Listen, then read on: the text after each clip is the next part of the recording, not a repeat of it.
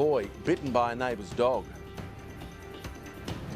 And a man robbed of cash after using an ATM. Good evening. First tonight, police have charged an electrical contractor with manslaughter more than 4 years after the death of Gympie man Jason Garrels at a Clermont building site. The 20-year-old worker was electrocuted while carrying a switchboard box. A man's been robbed in broad daylight of cash he withdrew from an ATM. Police have released these images of a man who may be able to help them with their inquiries. Police say around 8:30 on Friday morning, he watched a customer withdraw money from a Commonwealth Bank ATM at Kiwana Shopping World. He then allegedly approached him and threatened him into handing over the money. He's described as Caucasian with mousy brown hair and a thin build. Economies react badly to political uncertainty. After 10 weeks of campaigning and counting, we finally have a government and business can get back to business. The Sunshine Coast stuck with the LNP, so our federal MPs all have a seat at the government table. They're political newbies, promising a new perspective and reinvigorated approach to politics, and that includes electronic voting. After a monumental near 50-day federal election campaign and another week after that without a result, it now appears that our 3 local federal members of the LNP party are confident they will form a majority coalition government. But the question now remains of whether that confidence will extend to consumers and the broader business community here on the Sunshine Coast. Business hates uncertainty, and that's not just uncertainty waiting for a result, but uncertainties that come with minority governments. We are very supportive of small businesses, and certainly I am as well, having come from a 30-year small business background. After 16 years in barristers' chambers, Andrew Wallace is relocating to his electorate office. One of 3 first-time LNP members on their way to Canberra. We will be hunting as a pack. There should be no doubt about that. And so Lou, Andrew and I will be fighting, we will be hunting as a pack. On message, but possibly overdoing the pack thing. The LNP L-platers are also as one on electronic voting. It has to be safe and it has to be secure.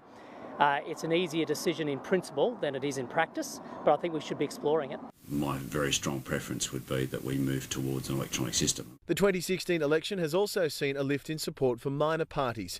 In Fisher, the Greens enjoyed a 4% swing, and the party did just as well in Fairfax. One Nation took nearly 10% in Fairfax, while further north in Wide Bay, they grabbed almost 15%. It's about the same vote that Palmer got in Wide Bay at the last election, so that vote had to go to someone, and in this election it went to One Nation. There is certainly a level of discontent, I accept that, with the major parties, and it's up to us. We've got to learn our lessons from that. Lincoln Humphreys, Win News. Stay with Win coming up after the break. Community donations to help a life-changing service, and Coolum Beach transformed into a racetrack.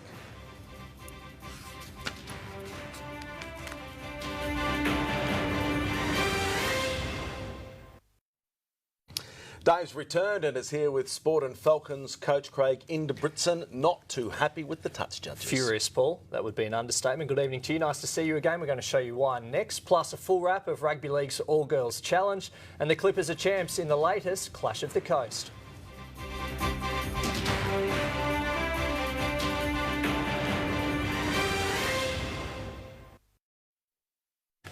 Good evening. Rugby League to start. Sunshine Coast coach Craig Ingebrigtsen has blasted the touch judges following his side's 28-8 loss against Redcliffe. Ingebrigtsen said despite the scoreline, key calls early in the match cost the Falcons. And just quickly, a big congratulations to Sunshine Coast Grammar First 15 captain Tate McDermott. He's been, or has become, the college's first Australian schoolboys representative. Tate was picked for Queensland Ones, the schoolboys. He's now been picked in the Barbarian squad, and they will face the Tongan schoolboys in September. Pretty good effort. Congratulations to him and you on your marriage, and welcome back. Thank you. All right, stick around. Up next, Corinne's got the weather forecast.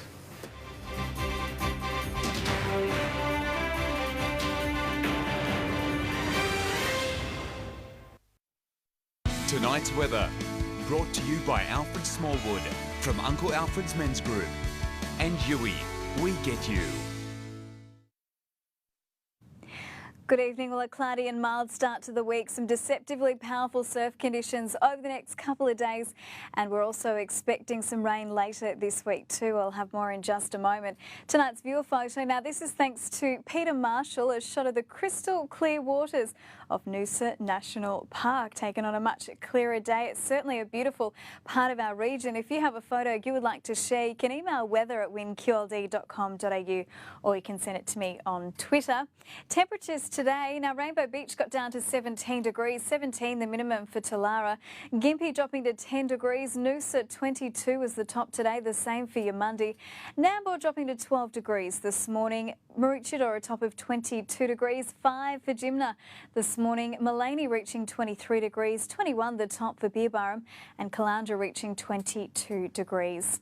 Checking the charts, there's cloud over western and southern Queensland with a low pressure trough. We're seeing patchy light rain. There's low cloud along the coast as well with moist onshore winds triggering a few showers. There's a high that's in the Tasman that extends a ridge across Queensland. A surface trough over the southwest is moving east. It'll move into eastern Queensland tomorrow. Warmer air will lie across the state ahead of the trough and cooler air in its wake. So tomorrow, fine and mostly sunny. That's in the north. High cloud over southern Queensland though, with some light patchy rain. Temperatures will be well above the July average for much of the state and cooler for the southwest. Also deceptively powerful surf conditions developing for southern beaches.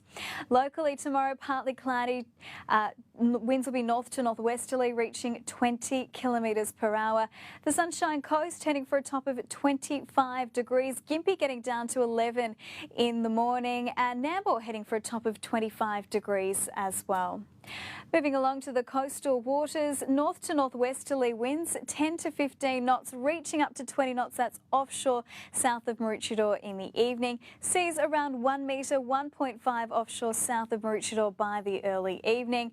And a swell east to southeasterly swell, I should say, to 1.5 metres inshore, 2 metres offshore.